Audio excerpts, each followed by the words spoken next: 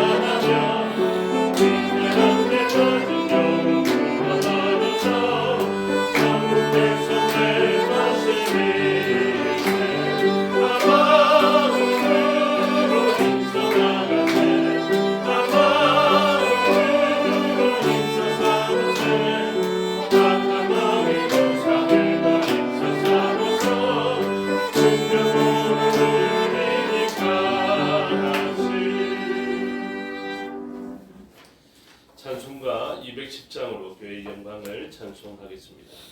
찬송가 210장입니다.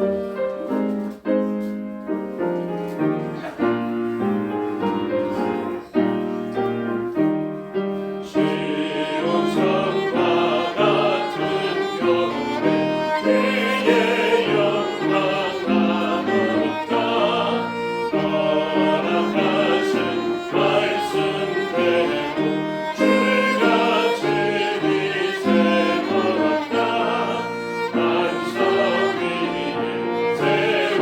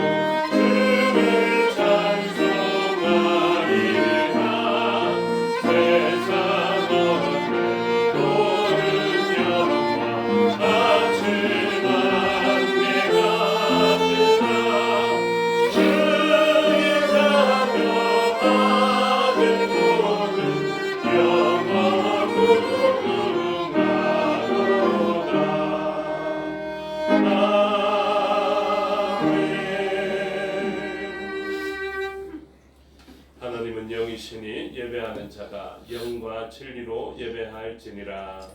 아멘.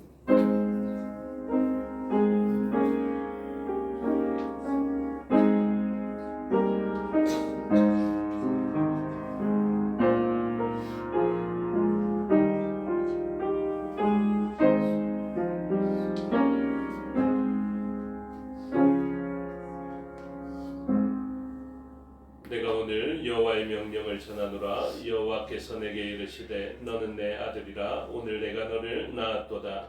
내게 구하라. 내가 이방 나라를 내 유업으로 주리니 내 소유가 땅 끝까지 이르리로다.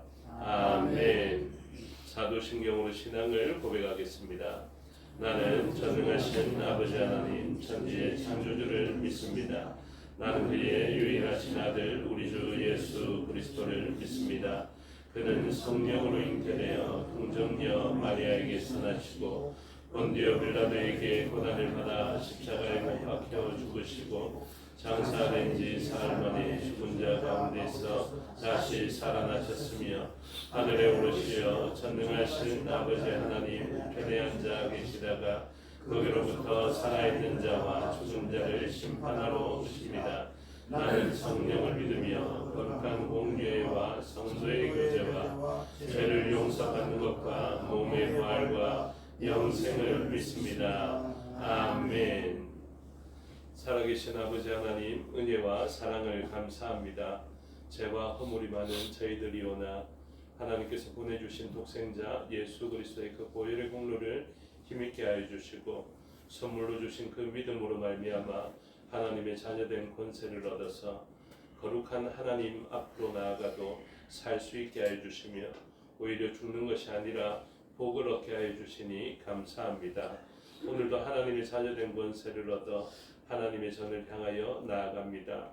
영과 진리로 나아가는 저희들을 맞아주시고 하나님의 품 안에서 왕 되신 하나님의 통치 가운데 참된 복을 누리는 저희가 되게 하여 주시옵소서. 명절을 맞이하여서 이곳에 함께하지 못하는 죄 지체들도 있사오니 기억하여 주시고 그들이 어디에 있든지 하나님을 기억하고 하나님의 뜻과 마음을 알아서 하나님 기뻐하는 심령으로 있게 하여 주시옵고 그들의 각자의 처한 처소에서 하나님을 기억하고 예배함으로 이 시간 모인 우리와 같은 은혜를 입을 수 있도록 도와주시옵소서. 이 예배를 위하여서 수고한 지체들이 있고 순서를 맡은 주의 종이 있사오니 능력 베풀어 주셔서 그 일을 능히 감당할 수 있는 자 되게 하여 주시고 그 일을 감당할 때 하늘과 땅에 신령한 복으로 채워짐을 알게 하여 주시며 그들의 헌신을 통하여서 한 몸 이룬 지체도 복을 받게 하여 주시옵소서. 말씀 가운데 임재하여 주시고 말씀으로 말미암아 우리를 다스려 주시옵소서. 이 시간 예배를 통하여서 하나님의 영광을 알게 하여 주시고 하나님의 거룩함을 닮아 더욱더 거룩한 삶을 추구하는 저희가 되게 하여 주시며 이 모든 예배와 그리고 삶의 과정들을 통하여서 하나님께 영광과 존귀와 찬송이 올려 드려지게 하여 주시옵소서. 감사드리며 예수 그리스도 이름으로 기도드리옵나이다. 아멘. 모두 자리에서 일어나셔서 35장으로 찬양하겠습니다.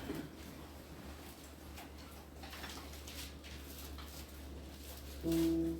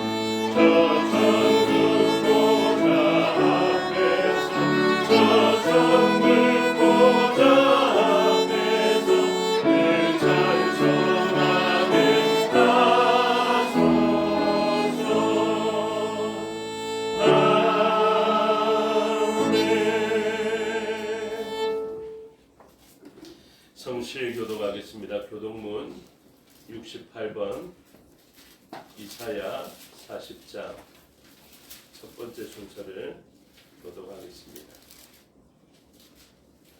교독문 68번 이사야 40장 첫 번째 순서를 교독하겠습니다. 외치는 자의 소리여 이르되 너희는 광야에서 여호와의 길을 예비하라. 산에서 우리 하나님의 길을 평탄하게 하라. 골짜기마다 도두어지며 산마다 언덕마다 낮아지며 고르지 아니한 곳이 평탄하게 되며 험한 곳이 평탄하게 될 것이요 여호와의 영광이 나타나고 모든 육체가 그것을 함께 보리라. 이는 여호와의 일이 말씀하시니라. 말하는 자의 소리여 이르되 외치라. 대답하되 내가 무엇이라 외치리이까 하니 이르되 모든 지혜는 비로 이 모든 아름다움은 그대의 같으니 푸른 마르고 꽃이 붉은 여호와의 기운이 그 위에 불미라. 이 백성은 실로 풀이로다. 푸른말하고 꽃은 시드나 하나님의 말씀은 영원히 서리라 하나. 아멘. 자리에 앉아 183장으로 찬송하겠습니다.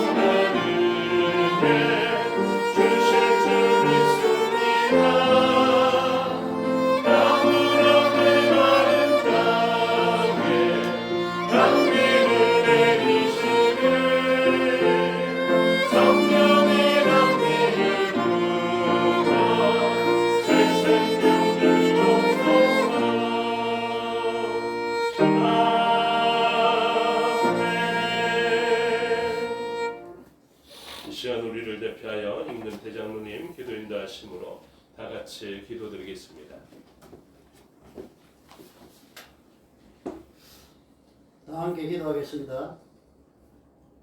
영광을 세세 무궁토록 받으시기에 합당하신 살아계신 여호와 하나님 아버지, 선택받은 백성들의 힘이 되시며 보호자가 되시는 주님, 저희의 죄를 사하시고 생명의 길로 인도하시려고 독생자 예수 그리스도를 이 땅에 보내주심을 감사드립니다. 그러나 은혜와 구원의 기쁨을 알면서도 죄악을 씻지 못한 저희를 용서하여 주시옵소서.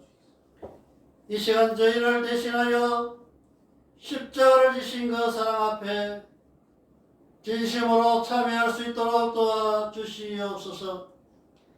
아직도 남아있는 죄의 잔재가 있으면 깨끗이 사라지게 하여 주시며 씻지 못할 죄악이 하나도 없음을 깨닫게 하여 주시옵소서. 오늘도 주님의 몸된 교회를 위하여 간구합니다.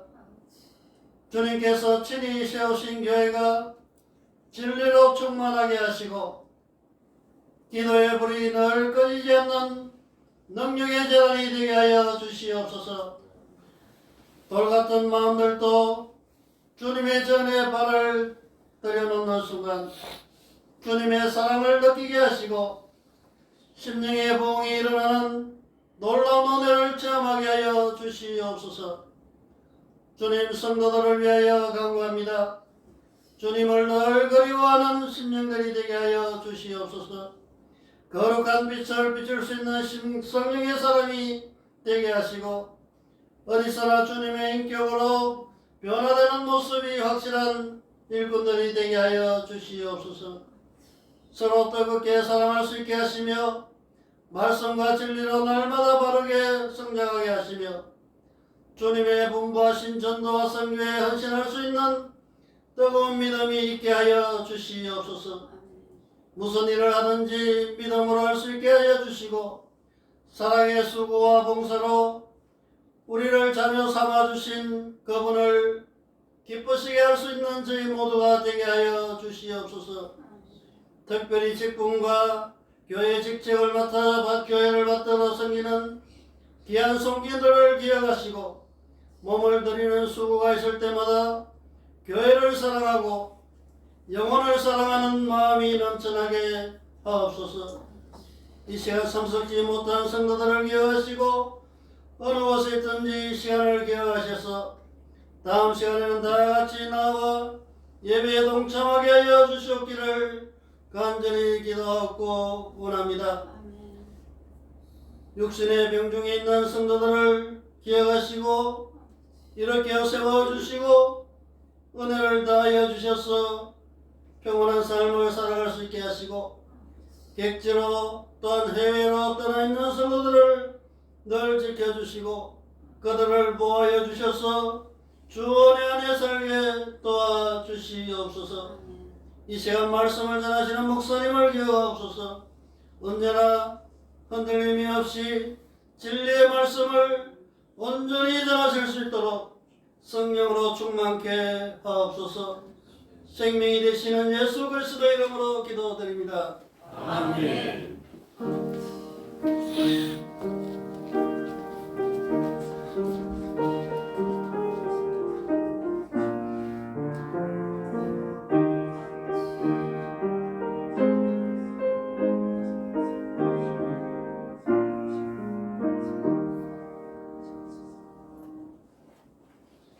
감사합니다.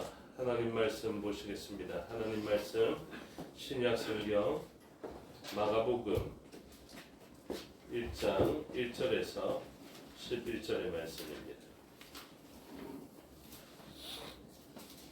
신약 성경 마가복음 1장 1절에서 11절의 말씀을 교독하겠습니다. 하나님의 아들 예수 그리스도의 복음의 시작이라. 선지자 이사야의 글에 아브라함의 사사를 내 앞에 보내노니 그가 내 길을 준비하리라. 광야에 외치는 자의 소리가 있어 이르되 너희는 주의 길을 준비하라. 그의 오실 길을 곱게 하라. 기록된 것과 같이 세관이 광야에 이르러 제사장을 맡은 길의 제사를 전파하니 온 유대 지방과 예루살렘 사람이 다 나아가 자기 죄를 자복하고 요단 강에서 그에게 세례를 받더라. 요한은 나타나를 지고 우리의 가족들을 들고 메뚜기와 수청을 먹더라. 그가 전파하여 이르되 나보다 능력 많으시니가 내 뒤에 오시나니 나는 굽혀 그의 신발끈을 풀기도 감당하지 못하겠노라. 나는 너희에게 물로 세례를 베풀었거니와 그는 너희에게 성령으로 세례를 베푸시리라. 그때에 예수께서 갈릴리 나사렛으로부터 와서 요단강에서 요한에게 세례를 받으시고 곧 물에서 올라오실 때 하늘이 갈라짐과 성령이 그에게 기도하겠습니다. 하늘로부터 소리가 나기를 너는 내 사랑하는 아들이라 내 아들을 기뻐하노라 하시니라. 아멘. 기도하겠습니다. 아버지 하나님 은혜와 사랑을 감사합니다. 이 시간 하나님의 말씀을 듣겠습니다. 성령 하나님께서 가르쳐 주시고 마음에 새겨 주시옵소서. 종에게 능력 베푸사 하나님 말씀과 뜻을 온전히 드러내게 하여 주시옵소서. 감사드리며 예수 그리스도 이름으로 기도드리옵나이다. 아멘. 오늘 본문의 제목은 왕의 오심이라는 제목이 붙여져 있습니다. 새벽에 묵상할 때의 제목은 하나님의 아들 그리스도 복음이라는 제목으로 하나님의 말씀을 묵상해 보았습니다. 왕의 오심이 오늘 마가복음 1장을 시작하면서 나타나게 되었습니다.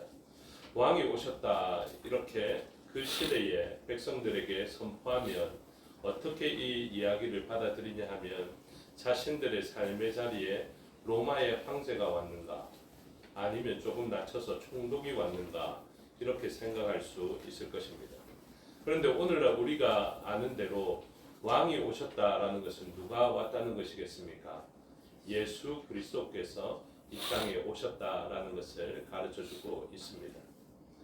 많은 사람들이 왕이라고 하면 그분을 맞아들이기를 원하고 그리고 그분 앞에 자신을 살피고 그분이 곧 나라의 대표이기 때문에 그분 앞에 설 때 갖은 격식을 갖추고 그분 앞에 서는 것이 영광이다라고 생각할 것입니다.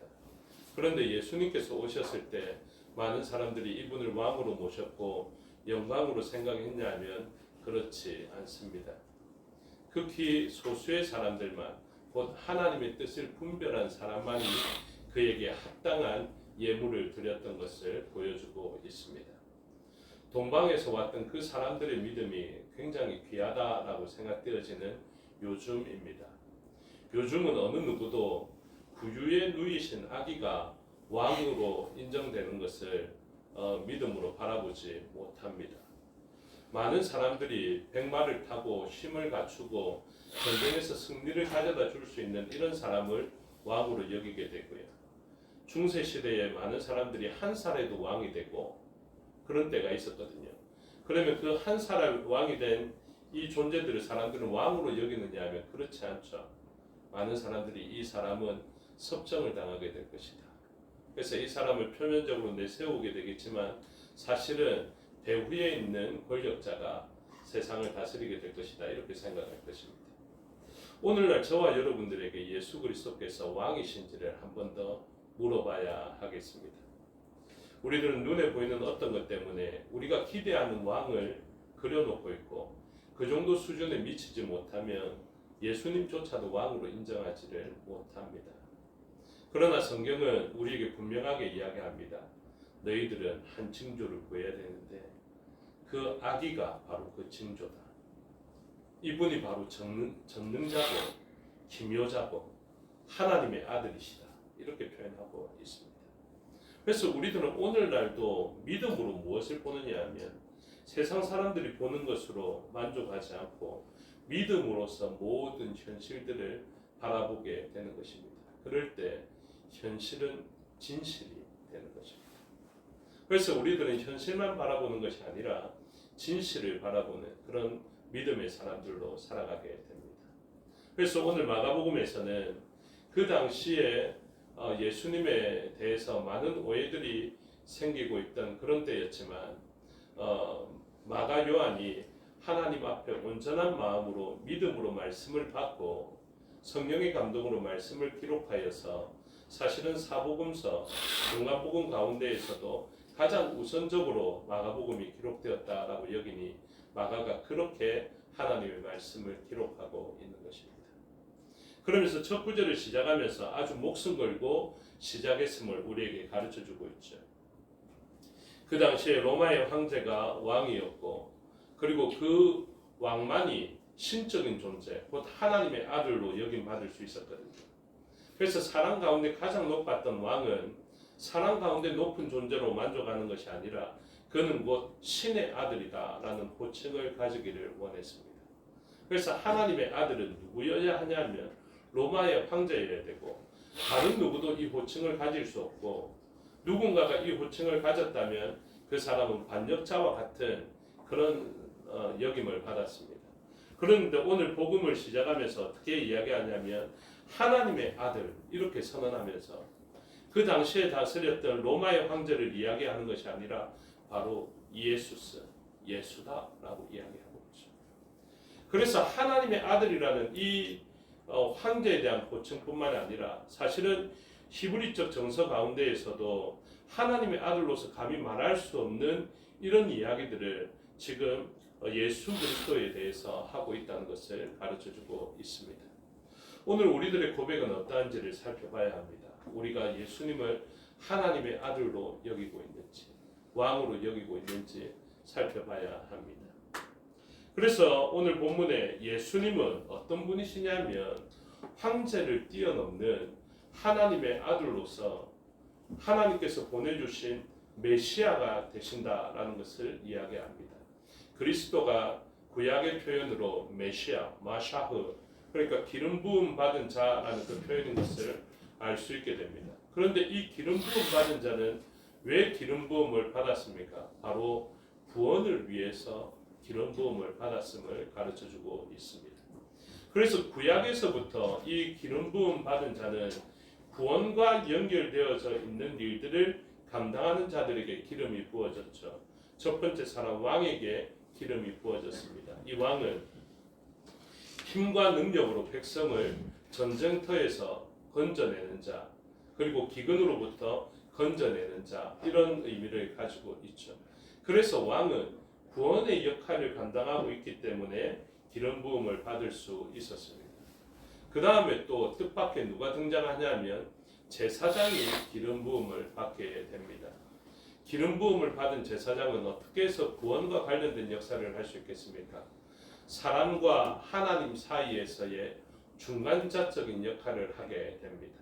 그래서 왕이라 할지라도 그 사람은 백성 가운데 들어가게 되므로 하나님과 연결될 수 있는 고리가 없었는데 이 중간의 역할을 하고 있는 제사장으로 말미암아 왕과 백성들이 하나님과 관련되어져 있게 된다, 연결되어져 있게 된다. 그래서 이 제사장은 구원과 관련되어져 있게 되고 이 일로 말미암아 제사장도 기름 부음을 받게 되는 것입니다. 또한 우리는 선지자가 있음을 알 수 있게 됩니다. 선지자는 어떤 역할을 합니까? 하나님의 말씀을 드러내는 자입니다. 그래서 구원은 어떤 방식으로 이루어지냐면 말씀으로 말미암아 이루어지게 된다. 그래서 예를 들어서 방주라는 것이 있으면 방주를 만들어라 하는 것만 말씀일 뿐만 아니라 그 방주를 향하여서 우리가 마땅히 가져야 하는 태도에 대해서 가르쳐 줌으로 말미암아 구원의 일들을 바라보게 됐고 또 그 방주뿐만이 아니라 하나님께서 두 돌판으로 새겨주신 십계명으로 대표되어지는 말씀으로 말미암아 우리가 그 말씀을 지킬 때 어떻게 합니까? 너희가 살 것이라 이렇게 표현하죠. 그래서 이 구원을 위하여서 말씀이 들려지게 되고 오늘 주일학교에서는 10번째 재앙까지 살펴보게 되었는데 10번째 재앙에서 이렇게 말씀하시죠. 너희는 어린 양을 하나 잡아라. 그리고 그 피를 너희의 문설주와 임방에 발라라. 이렇게 말씀하십니다. 우리가 구원을 생각하는 여러 방법들이 있을 수 있을 것입니다. 그런데 그것은 우리의 생각이지 말씀이 아니죠. 우리의 생각은 우리를 구원할 수 없습니다. 그러나 하나님의 말씀은 우리를 구원할 수 있습니다. 그래서 순종은 우리의 생각과 우리의 계획은 우리를 구원하지 못할지라도 우리의 생각에 도무지 안 될 것 같지만 순종하게 되면 구원을 경험할 수 있습니다. 그래서 이 구원이 경험되게 하는 하나님의 말씀의 전달자 선지자들이 곧 기름 부음을 받게 되고 이 역할들의 완성이 되시는 예수 그리스도 그분에 의해서 우리는 메시아의 구원을 경험하게 된다라는 것을 1절에서 언급하고 있습니다. 그러면서 복음의 시작이라 이렇게 이야기를 하죠. 복음은 무엇입니까? 처음에는 황제나 왕을 통하여서 전쟁의 승리의 소식을 받은 사람이 이 복된 소식을 가지고 전달하여서 사람들에게 그 소식을 전하지 않습니까? 그러면 이 전달자에게 원래는 많은 보상이 이루어졌거든요. 우리에게 기쁨의 소식을 전해주었다 하여서 이 사람에게 크게 보상을 해줬단 말입니다. 그런데 이 유앙헬리온이라는 이 보상이 점점 어떻게 변화되어져 갔냐면 이 기쁜 소식 자체로 변화되어지게 됐습니다. 그래서 승리의 소식, 승전보 이 자체를 뭐라고 이야기하냐면 복음이라고 이야기를 합니다. 그래서 구원의 기쁜 소식이 되는 복음 이 자체가 이제 유앙헬리온이 되어지게 되는데 이 기쁜 소식이 우리 백성들에게 전달되었다라는 것을 이야기하고 있습니다. 구약에서 이미 이 기쁜 소식을 받은 사람들이 있었지만 그 사람들은 크게 기뻐하지 아니하였습니다. 왜냐하면 전쟁에 나가려고 하는데 하나님의 징조로서 이렇게 이야기를 합니다. 기쁜 소식을 내가 너희에게 전하겠습니다. 하나님의 그 임재, 임마누엘의 기쁜 소식을 전하는데 그 기쁜 소식이 어떤 모양으로 전달되어졌냐 하면 그 구유에 누이신 아기가 예표되는 바대로 아기의 모습으로 나오게 된 것이죠. 백성들은 무엇을 기대합니까? 구원자로서의 강력한 힘을 원하고 있는데 그들에게 기쁜 소식이라고 이야기를 하면서 나타난 존재는 누구냐면 아기였습니다. 그러니 어떻게 구원의 소식을 보는 것으로 믿을 수 있겠습니까? 여기서 아주 중요한 차이가 발생합니다. 많은 사람들이 기대하는 것은 보이는 것, 보이는 힘을 원하는데요. 사람들에게는 들려진 구원의 소식이 더욱더 능력 있는 것을 가르쳐주고 있죠. 어떻게 이야기합니까? 전능자다 이렇게 표현합니다. 그리고 하나님께서 우리와 함께 하신다 이런 표현을 씁니다. 그래서 하나님이 우리와 함께 하시는 것을 말씀으로만 들으면 그 말씀이 진리인 줄 아는 사람들은 힘을 얻게 되는데요. 이 힘을 얻었던 사람이 갑자기 힘을 잃게 만드는 일이 생기게 되죠. 무엇입니까? 한 아기가 났다라는 그 표현입니다. 그래서 우리의 삶의 자리에 믿음은 항상 도전받게 됩니다. 무엇으로? 보이는 것과 바라는 것들의 이 큰 차이가 있게 되는 것이죠. 말씀을 들음으로 말미암아 믿음이 생겨서 그 믿음으로 말미암아 바라는 것들의 실상을 가지려고 하는데 실제적인 상황은 어떻게 우리를 눈으로 보게 만드냐면 훨씬 더 약한 모습으로 보여지게 합니다. 그런 가운데에서 우리는 믿음으로 이 연약해 보이는 존재이지만 이분의 능력을 인정하는 참된 믿음이 필요한 것이죠. 그래서 오늘 본문에서 마가복음은 선언하고 있습니다. 하나님의 아들 예수 그리스도의 복음의 시작이라 이렇게 이야기하는데 이 복음의 시작을 들었음에도 불구하고 많은 사람들이 크게 환호하지 못합니다. 왜 그럴까요? 예수님의 모습이 그렇게 만족스럽게 오지 못했고 그분의 태어나심과 그분의 행하신 일들은 대단한 일들처럼 나중에 증명되었음에도 불구하고 그의 마지막이 십자가에서 돌아가시는 일로 끝났다라고 생각하는 사람들이 많았기 때문에 크게 환호하지 못하죠. 그럼에도 불구하고 예수님의 부활을 경험한 제자들은 이 새로운 시작에 대해서 놀라운 능력의 시작인 것을 그리고 새로운 창조의 시작인 것을 알 수 있게 되었습니다. 그래서 이 말씀은 누구를 위한 말씀이냐면 마가복음에서 이야기하는 제자도 곧 제자들을 향한 하나님의 말씀인 것을 가르쳐주고 있습니다. 오늘 우리가 하나님의 제자, 예수님의 제자라면 이 말씀에 환호할 수 있어야 합니다. 그래서 이 말씀은 우리들에게 시금석이 됩니다. 우리가 눈에 보이는 것을 믿는 사람인지 아니면 보이지는 않지만 말씀으로 들려진 것으로 말미암아 바라는 것들의 실상을 바라보는 믿음의 사람인지를 나타내게 합니다. 아주 중요한 표현을 제가 아직 이야기하지 않았는데요. 1절은 사실은 어떻게 시작되냐면 아르케 이 표현으로 시작됩니다. 그래서 시작입니다. 이 표현입니다. 여기 아르케라는 표현은 70인역 그러니까 히브리 성경을 헬라어로 번역한 부분에서 무엇을 번역한 단어가 아르케가 되었냐면 창세기 1장 1절에 태초에라는 이 표현이 헬라어로 아르케라고 이렇게 되어져 있습니다. 그래서 지금 마가는 무엇을 이야기하고 있냐면 새로운 시작이다 이렇게 이야기하는데 우리가 지금 시작이라는 말에 크게 감동을 못 느끼지 않습니까? 근데 마가는 아주 대단하게 새로운 창조다라고 이야기를 하고 있습니다. 그래서 예수 그리스도에 의해서 새로운 창조가 시작되었다. 이것이 우리에게 복음이다라는 것을 강조하고 있습니다. 그래서 하나님의 아들이신 예수 그리스도는 지금 이 그리스도의 사역, 메시아의 사역을 어떻게 하고 있냐 하면 창조적 사역으로 하고 있는 것입니다. 왕으로 오셨는데 왜 왕으로 오셨느냐 하면 세상의 왕들은 많이 나왔지 않습니까?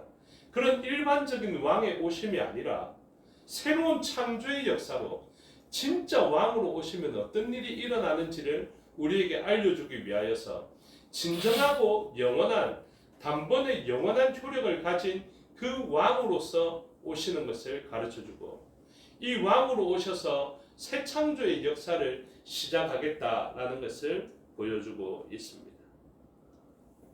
그래서 이 새로운 창조는 이렇게 시작되어지게 됩니다. 2절 후반절에 누가 등장합니까? 선지자 이사야 글에 있는데 3절에 보면 광야에 외치는 자의 소리가 있다 하고 4절에 보면 세례 요한이 그 역할을 감당하고 있다 이렇게 표현하죠. 그래서 새로운 창조에 있어서 전조가 있다. 새로운 창조에 앞서서 먼저 길을 닦는 사람이 있는데 그 길은 누가 닦느냐 하면 세례 요한이 닦게 될 것이다. 그래서 세례 요한의 사역 이후에 새로운 창조의 역사가 일어나게 될 것이고 새로운 구원의 역사가 일어나게 될 것이고 새로운 왕의 도래가 있게 될 것이며 이 왕의 도래는 곧 새로운 하나님의 나라의 도래를 이야기하는 것이다 라는 것을 이야기하고 있습니다. 그래서 이 세례 요한이 하나님의 길을 준비하고 하나님의 나라를 준비하고 왕을 준비하면서 어떤 일이 일어납니까? 세례를 베풀게 되고 그 세례를 베푼 다음에 하늘로부터 소리가 나서 너는 내 사랑하는 아들인 것을 이야기하게 됩니다. 그래서 왕이 이제 대관식과 같은 세례를 통하여서 온 백성들 앞에 새로운 창조로 이 백성들을 구원하는 그 역사를 펼쳐 보이는 사역이 시작되어지게 되는 것입니다. 그래서 이 새로운 왕에게 대관식의 기름 부음이 있게 되는데 그 기름 부음이 누굽니까? 성령 하나님을 통하여서 일어나게 되는 것이죠. 그래서 성령이 비둘기같이 자기에게 내려오심을 10절에 우리에게 보았다. 그래서 성령으로 기름 부음을 받는다 이렇게 표현하죠. 성령의 능력을 받는 것을 뭐라고 이야기합니까? anointing 이렇게 이야기합니다. 그래서 기름 부음, 마샤흐, 기름 부음의 일들이 일어나게 되는데 예수 그리스도는 지금 이 세례의 순간에 성삼위 일체적으로 하나님의 기름 부으심을 통한 왕으로서 새로운 창조의 역사를 이뤄가겠다라는 것으로 나타나게 되는 것이죠. 그래서 이 기름 부음의 성령이 이제 본격적으로 왕이신 예수님과 함께 대단한 새 창조의 역사를 이뤄가게 됩니다. 그래서 지금 우리는 이 본문을 어떻게 바라봐야 됩니까? 와, 이제 왕이신 그분이 오셔서 영원한 왕의 역할을 하시는데 어떤 일들을 하게 될까 완전히 기대하면서 봐야 되거든요. 막 박수칠 준비하고 환호할 준비하고 이렇게 봐야 된다라는 것입니다. 그런데 표정들 보십시오. 아무도 환호할 생각을 안 하고 있지 않습니까? 그렇죠? 왜 그렇습니까? 이 마가복음을 여러분들이 모르십니까? 다 압니다. 그렇죠? 근데 이 복음을 보니까 뭐 그렇게 감동적이지 않거든요. 다음 절에 보면 더 감동적이지 않습니다. 12절 보십시오. 1장 12절 안 읽은 본문인데 12절을 한번 보십시오. 12절 다 같이 한 목소리로 읽겠습니다. 시작. 성령이 곧 예수를 광야로 몰아내신지라. 아멘. 이 놀라운 역사에 대해서 우리는 환호하지 못합니다.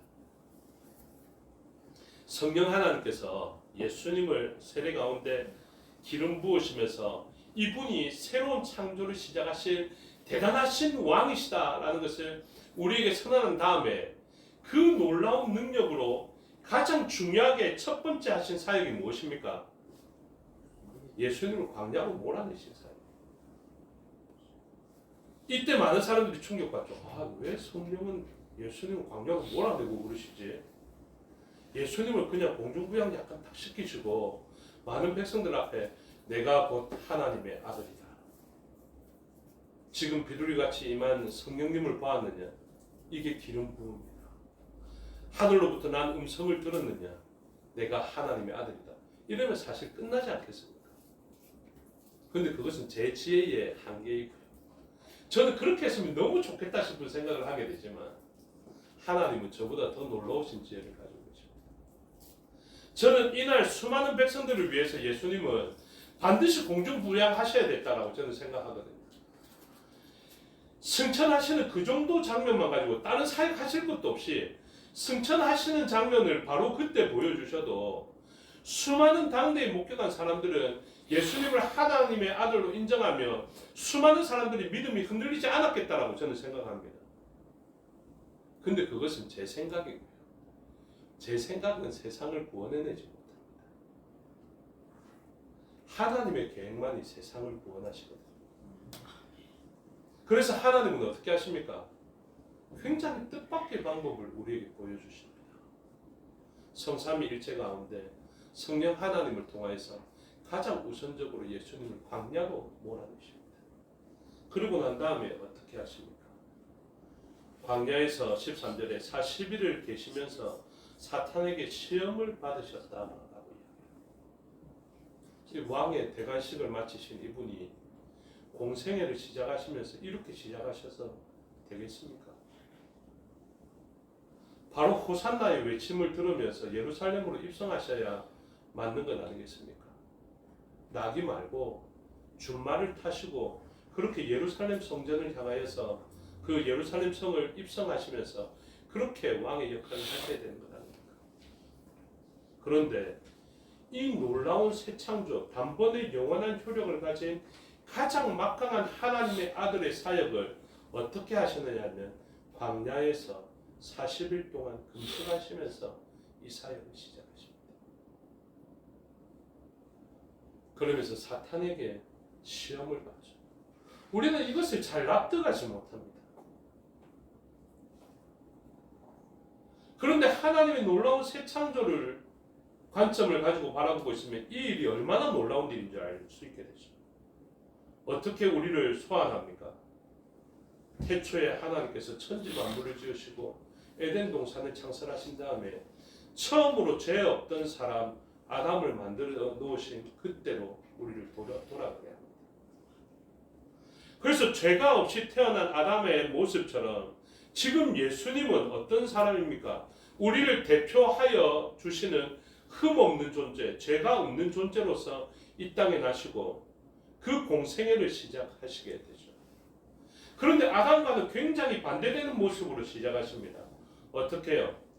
모든 것이 충만하였고 먹을 것도 풍부하였고 아름다웠고 생명으로 충만하였던 그 에덴 동산에서 시작하시는 것이 아니라 모든 것을 결핍의 장소로 이야기하고 있는 광야에서 두 번째이자 마지막 아담의 사역을 시작하고 있습니다.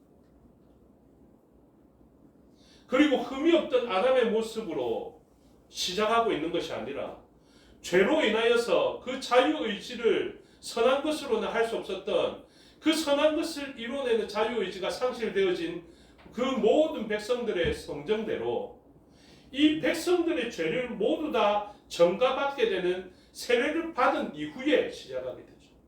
우리는 이 세례가 여러 해석이 있게 되지만 모든 백성들이 전가한 순간이다라고 생각하고 있습니다. 그래서 죄가 없으신 예수님은 세례를 받으실 필요가 없었겠으나 하나님의 의를 이루는 것이 마땅하다라는 하나님의 섭리와 작전 가운데에서 예수님은 우리들의 모든 죄를 짊어진 그 죄성과 사람의 한계를 모두 다 가지신 그분으로서 시험을 받고 있는 것입니다. 그래서 단순하게 아담은 풍요로운 가운데 유혹을 이기지 못하고 죄지었고 예수님은 광야에서 그냥 순종하였다. 이 정도 수준으로 끝내야 되는 것이 아니라 예수님은 이 광야로 몰려가실 때 가장 결핍을 경험하는 인간의 한계를 경험할 뿐만 아니라 죄성으로 가득한 그 모든 백성들의 죄가 전가된 존재로서 가장 유혹에 취약하고 시험에 취약한 존재로서 사탄의 시험 앞에 있는 것을 가르쳐주고 있습니다. 아담과 하와는 가장 죄 안 지을 수 있는 배경과 환경 속에서 노출되었는데 죄를 짓게 되었고요. 예수님은 가장 유혹받을 수 있고 죄를 지을 수 있고 위협받고 명예적 충족을 요청할 수밖에 없는 그 순간에 예수님은 무엇 하신 것입니까? 사탄의 시험을 받으셨으나 승리하셨다라는 것을 가르쳐줍니다. 이 장면을 기억하시면서 아멘 하시기 바랍니다. 아멘 하시기 바랍니다. 하나님께서 보여주신 예수 그리스도를 통한 새로운 창조의 역사는 어떻게 시작되냐면 바로 이 일을 통해서 시작되어지게 됩니다. 복음의 시작. 이 유앙겔리온의 아르케가 바로 이렇게 시작되는 것이고 새로운 창조가 이렇게 시작되어지는 것이어서 예수님은 태초로 가서 그 아담적 사역을 감당하시는데 첫 번째 아담의 그 풍요와 만족 속에서 시험을 받은 것이 아니라 가장 위태로운 순간에서 사탄의 시험을 받으시고 그 시험을 어떻게 이겨내셨다고요? 말씀으로, 순종으로 이겨내셨습니다. 그래서 이 순종은 나중에 가장 극적인 장면으로 더욱더 완성되어지게 됩니다. 십자가로서의 순종, 죽기까지 순종하시는 이 순종을 통해서 새로운 창조의 정점을 찍으시게 되는 것입니다. 그래서 예수님께서는 이 광야로 성령 하나님과 동력하면서 그래서 성령 하나님은 지금 어떤 사역을 하신 것입니까? 예수님을 궁지에 몰기는 하였지만 하나님의 경륜 곧 하나님께서 새롭게 구원을 하시는 영원한 시간을 구원하시는 그 역사에 동력하고 계시는 것입니다. 무엇 때문에 우리가 이렇게 비참해졌습니까? 그것은 죄 때문이었거든요. 우리의 대표가 되어졌던 첫 번째 아담의 그 실패와 실수로 말미암아 우리는 지울 수 없는 원죄. 여러분, 이 죄는 사여칠 수가 없습니다. 우리의 능력으로 사할 수가 없습니다. 아담 외에는 이 일을 되돌아가게 할 만한 존재가 없습니다. 아담조차도 기회를 잃어서 되돌아갈 수 없는 그 일을 우리는 더욱더 할 수 없을 뿐만 아니라 우리는 그냥 이 일에 대해서 어떤 공로도 주장할 수 없습니다. 이 원죄의 사함은 누구를 통해서 있게 됩니까? 예수 그리스도를 통해서 이분에 의해서 일어나게 되었음을 가르쳐줍니다. 그 위대한 사역을 성령 하나님께서 함께 하시는 것을 보여주고 있습니다. 그래서 드위즘승들과 함께 13절에서 있었다 하지만 천사들이 그분 앞에서 수종들게 되는 그런 일들이 있게 되는 것이죠. 그래서 하나님께서 이제 예수 그리스도를 통해서 새로운 역사를 일으키실 때 그 아담적 사역을 그 12절과 13절에서 이야기한 다음에 14절에 이제 본격적으로 세상에 나와서 사역을 하기 시작합니다. 요한이 잡힌 후 예수께서 갈릴리에 오셔서 하나님의 복음을 전파하였다 이렇게 됐죠. 이게 무엇입니까? 사역의 그 바통의 터치입니다. 처음에는 누가 그 길을 준비하였습니까? 세례 요한이 물의 세례로 말미암아 그 사역을 다 준비해 놨거든요. 그런데 이제 세례 요한이 잡혔습니다. 더 이상 사역을 할 수 없는 때가 되고 결국 세례 요한은 죽게 되죠. 그리고 세례 요한에 이어서 이제 누가 등장하십니까? 예수 그리스도께서 대표적 아담의 사역을 마치신 이후에 이제 세상을 향하여서 하나님의 복음을 전파하시는 사역을 이야기하게 됩니다. 그러면서 15절에 이야기하시죠. 이르시되 때가 찼고 이 때가 카이로스인가 하시죠. 시간적 흐름, 역사의 흐름은 크로노스고 하나님의 때와 타이밍이 되면 카이로스 이렇게 표현하는데 하나님의 때가 되었고 이제 무엇이 옵니까? 15절 하나님의 나라가 가까이. 이게 대단한 표현이죠. 이제 세상의 나라 로마가 다스리는 나라가 아니라 하나님의 나라가 가까이 왔음을 이야기하고 있습니다. 그리고 그 하나님의 나라에 들어가는 방법이 회개하고 복음을 믿어라 이렇게 이야기하죠. 그래서 이제 하나님의 나라가 가까이 왔습니다. 자주 이야기하였지만 나라는 어떻게 이루어진다고요? 영토와 국민과 주권으로 이루어지게 되는 것이죠. 그래서 이제 하나님의 나라가 시작되는 왕이 도래하여서 이제 하나님의 주권을 가지신 예수 그리스도께서 이제 온 땅을 배경으로 하지만 지금 이 제사장 나라가 되는 이스라엘을 위하여서 하나님의 역사를 시작하게 됩니다. 그러면서 누구를 부르는 사역이 바로 딱 일어납니까? 제자를 부르는 사역이 시작합니다. 그러니 하나님의 나라와 이 제자가 얼마나 가까운지를 보십시오. 15절에 카이로스가 되었고 때가 찼고 하나님의 나라가 가까이 왔다라고 이야기를 하면서 이제 새로운 체제로 회개하고 믿으면, 복음을 믿으면 하나님의 백성이 될 수 있음을 이야기합니다.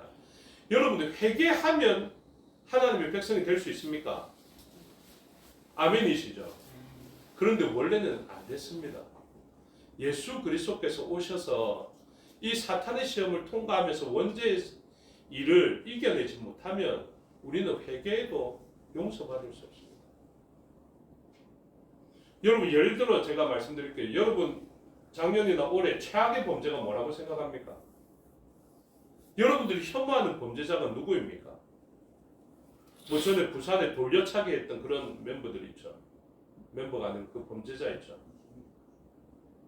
그리고 그 사람을 이제 성폭력까지 다 하고 난 다음에 백성들 앞에 나와서 이렇게 이야기했다고 생각해 보십시오. 그 사람 만약에 홀수 상태에 빠져 있고 그렇게 죽었는데 그 사람이 나와서 용서해 주십시오. 제가 이 죄에 대해서 정말로 깊이 잘못했다고 깨닫고 있습니다. 그럼 용서해 주시겠습니까? 사실 안 해주실 분들이잖아요. 그렇죠? 안 해주실 뿐만 아니라 재판장이 이 사람에 대해서 내가 재판장의 권한으로 용서해 주었습니다. 이러면 여러분들 어쩌겠습니까? 그걸 가만히 내버려 둘 수가 없죠. 원래 회개만 가지고 되지 못합니다. 그런데 예수 그리스도께서 하신 우리에게 기쁜 소식이 무엇인 줄 아십니까? 회개하면 용서받겠다라는 것입니다. 여러분 이게 얼마나 기쁜 소식입니까? 그렇죠?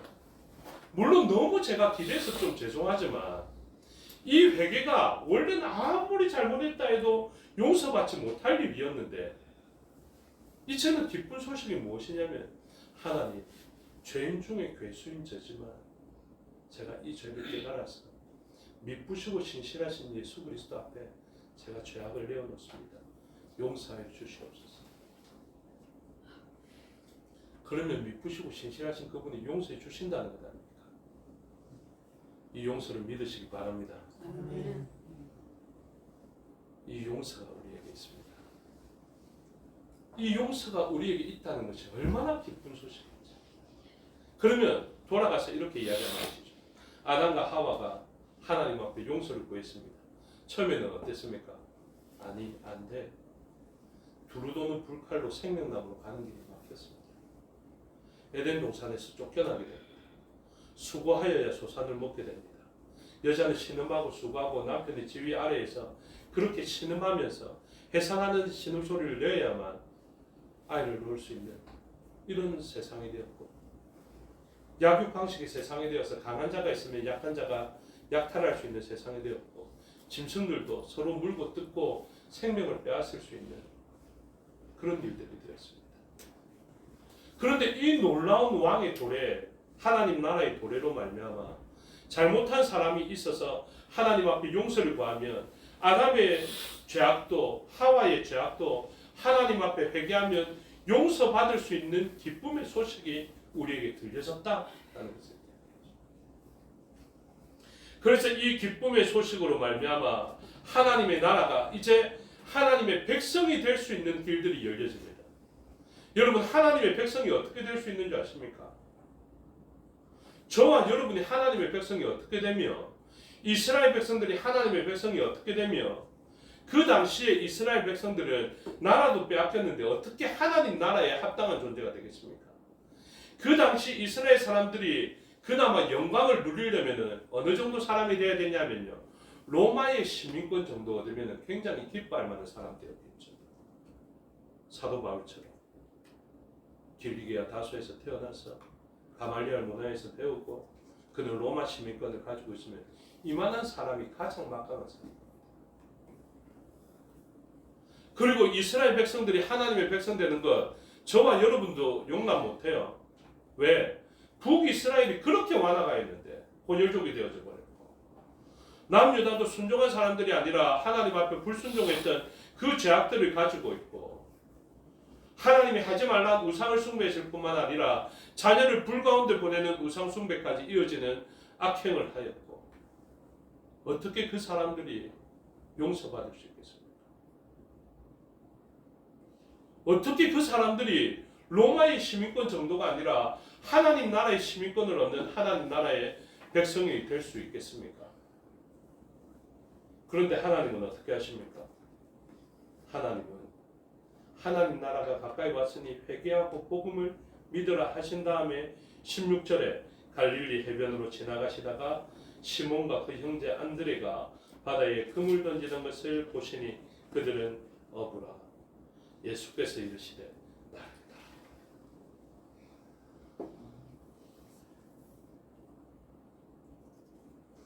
여러분, 이게 가능한 일이냐? 이 사람들에게 어떤 소망이 있겠습니까? 이들은 그냥 물고기 많이 잡으면 만족하는 사람들. 여러분, 우리들도 어떻게 하면 만족하는 존재인 줄 아십니까?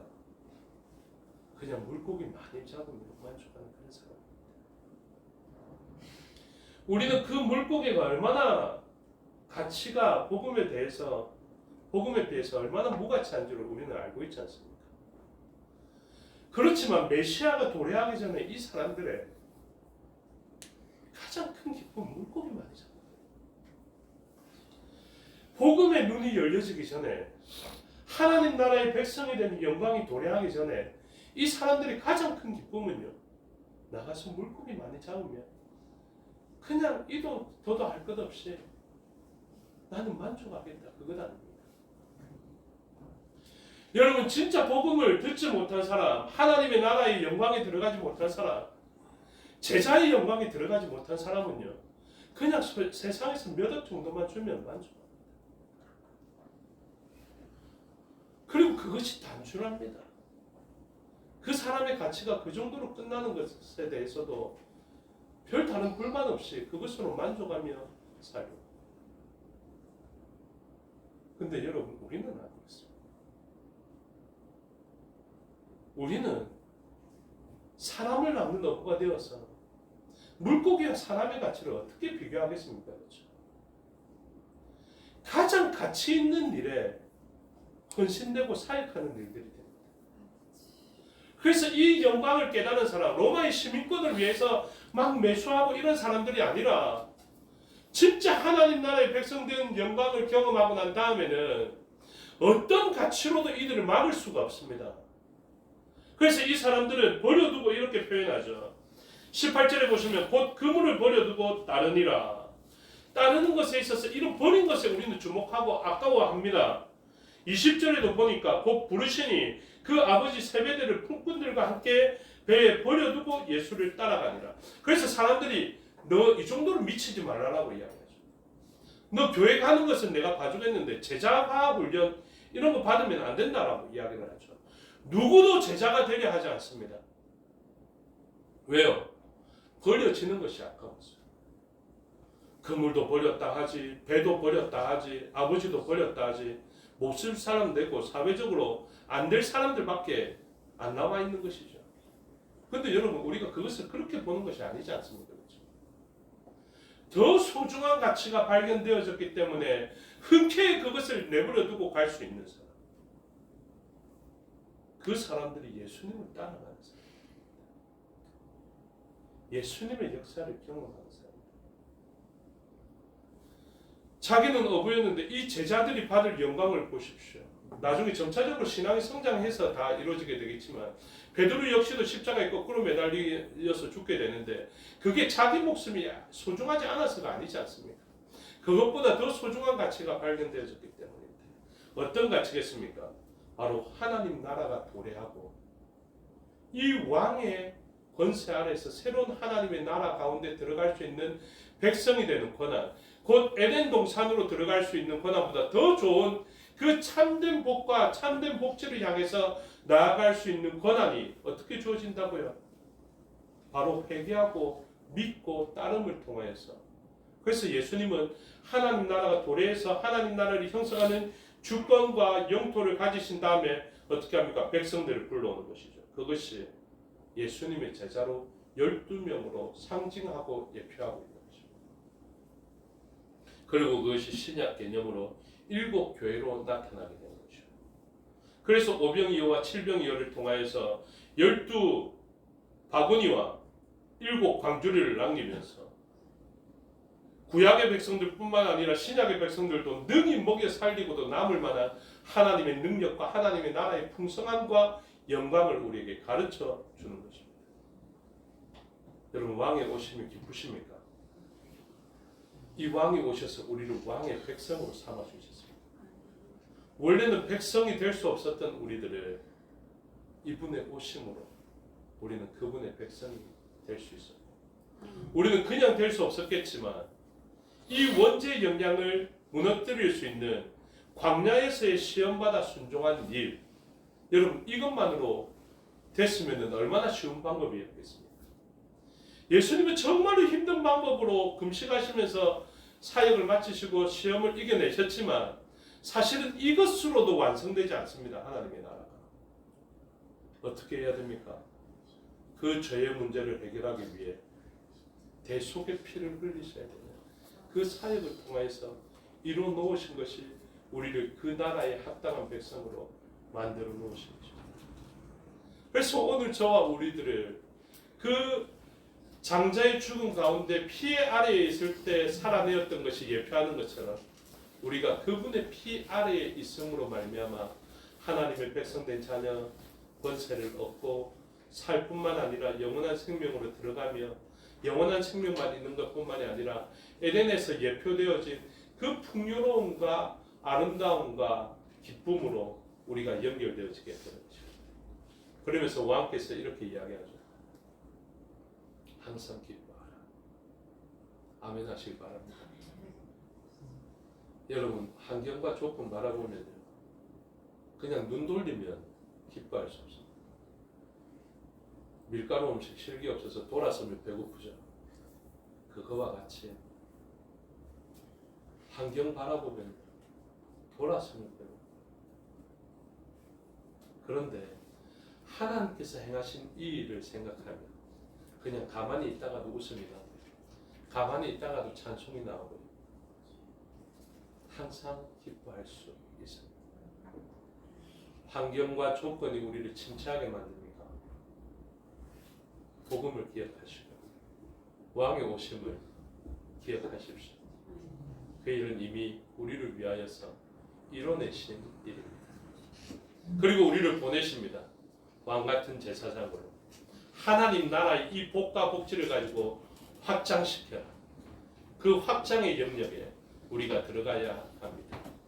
오늘 그것이 우리에게 들려진 하나님의 아들 예수 그리스도께서 시작하신 복음의 새 창조인 것을 기억하시고 음력으로 새해를 맞는 이 설날에 새로운 창조로 말미암아 항상 기뻐하는 저와 여러분들의 삶이 되시기를 주님의 이름으로 축복합니다. 기도하겠습니다. 아버지 하나님, 은혜와 사랑을 감사합니다. 우리는 아직 그 결핍까지도 가지 않았습니다. 광야에 가지도 않았고 40일 금식하지도 않았습니다. 사실은 더 나아가서 십자가를 지지도 않았습니다. 죄의 대가도 우리가 치르지 않았습니다. 그 피를 우리가 흘리지도 않았습니다.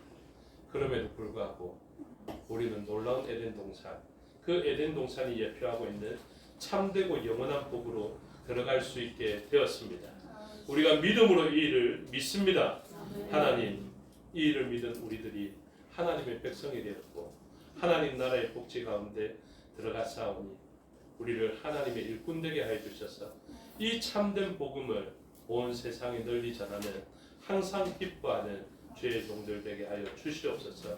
무엇보다도 왕의 오심으로 새로운 창조 가운데 새로운 백성이 되는 것을 믿음으로 알게 하여 주시옵소서. 감사드리며 예수 그리스도 이름으로 기도드리옵나이다. 아멘. 찬양하며 봉헌하겠습니다. 215장 찬양드리겠습니다.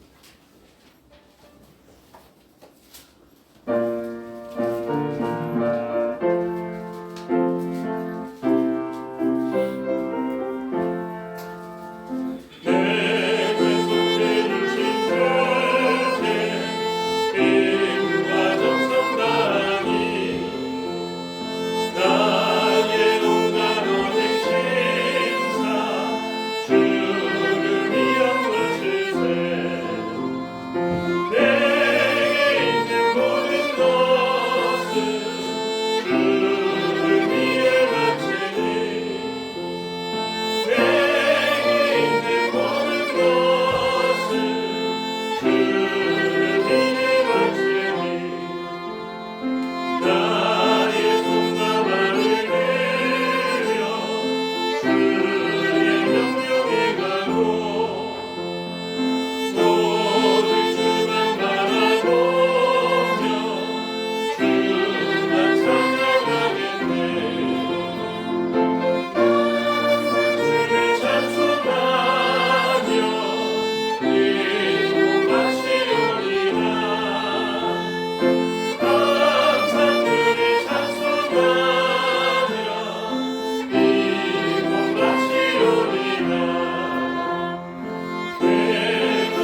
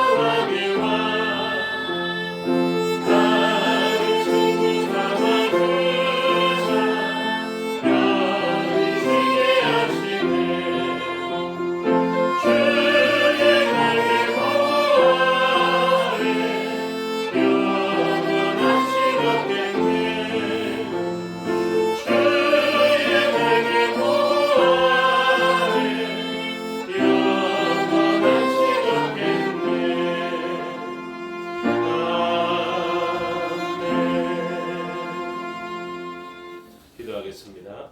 아버지 하나님 은혜와 사랑을 감사합니다. 주님의 말씀과 행하신 일을 기억하여 주님 앞에 감사의 예물을 올려드리오니 주인 되신 하나님 기뻐 받으시고 모든 것이 하나님의 영광을 위해서 생명을 위해서 하나님 나라와 확장을 위해서 사용되어지게 하여 주시옵소서. 범사를 감사하며 드렸사오니 기뻐 받으시고 모든 일 가운데 감사할 제목으로 넘쳐나게 하여 주시옵고 11조로 만몬의 지배를 받지 않고 하나님의 말씀에 순종으로 나온 자들에게 하늘과 땅이 신령한 것으로 채워지게 하여 주셔서 들릴 때마다 신비하게 풍요로워지는 역사가 있게 하여 주시옵소서. 선교의 예물과 구제의 예물과 전도의 예물과 건축헌금으로 목적하여 드렸사오니 목적한 대로 사용되어지게 하여 주시고 그 말씀으로 약속해 주신 신령한 복들이 삶의 자리에서 경험되어지게 하여 주시옵소서. 우리의 눈물로 땀으로 드린 것도 있사오니 기뻐 받으시고 모든 것이 합력하여 선을 이루게 하여 주시옵소서. 감사드리며 예수 그리스도 이름으로 기도드리옵나이다. 아멘. 장로님 나오셔서 교회 소식 알려주시겠습니다.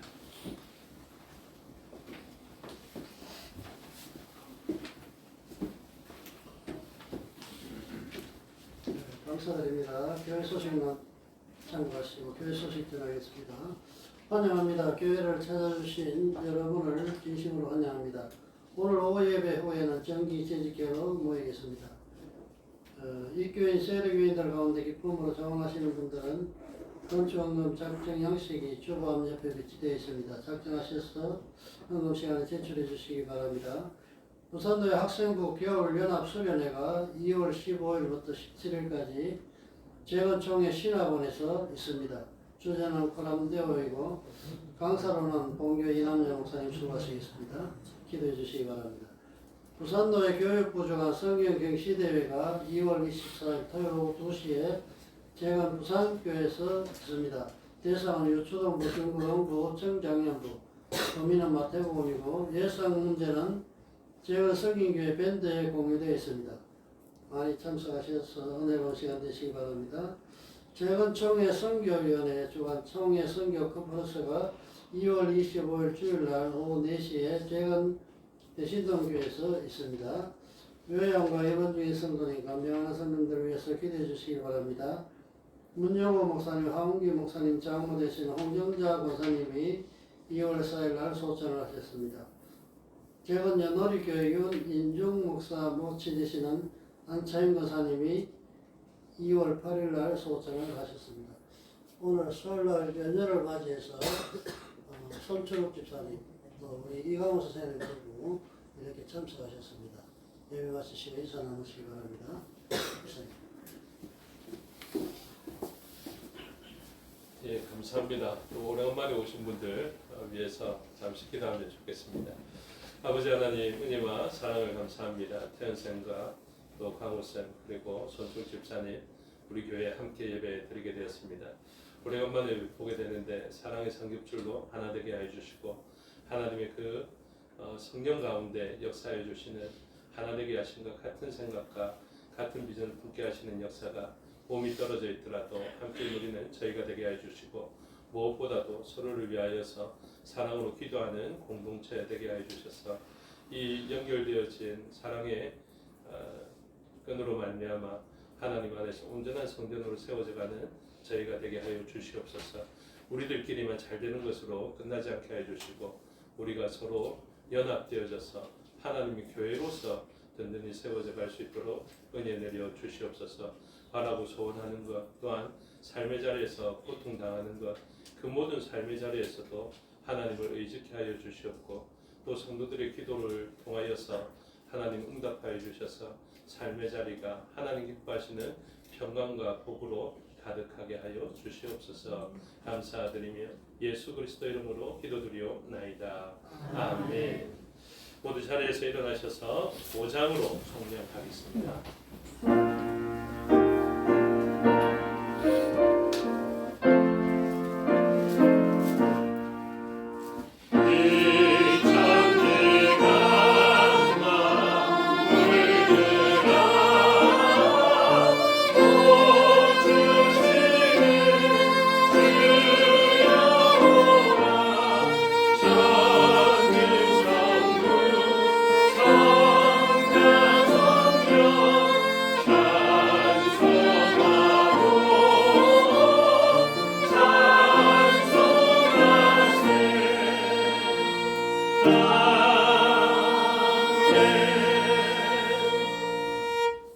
축도하겠습니다. 지금은 우리 주 예수 그리스도의 은혜와 아버지 하나님의 사랑과 성령의 교통하심이 오늘 말씀을 듣고 왕의 오심을 기뻐하는 하나님의 백성 되기를 소원하는 주의 백성들 머리 위에와 그들의 가정과 권속과 삶의 영역위에 생업과 사업의 영역위에 지금부터 영원토록 함께 하시기를 축원하옵나이다. 아멘.